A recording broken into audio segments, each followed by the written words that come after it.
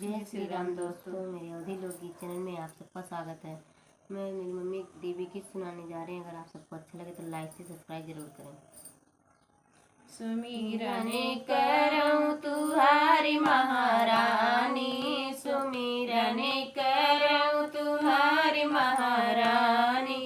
निमिया के तरे तरे निसरी भवानी, निमिया के तरे तरे निसरी भवानी, वो निमिया बौरनी लागी महारानी, वो निमिया बौरनी लागी महारानी, सुमिरनी करऊं तुम्हारी महारानी,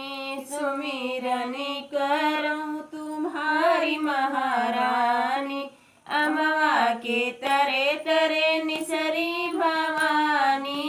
अमवा के तरे तरे निसरी भवानी, वो अमवा बौरनी लागी महारानी, वो अमवा बौर लागी महारानी, सुमिरनी करऊं तुम्हारी महारानी, सुमिरनी करऊं तुम्हारी महारानी,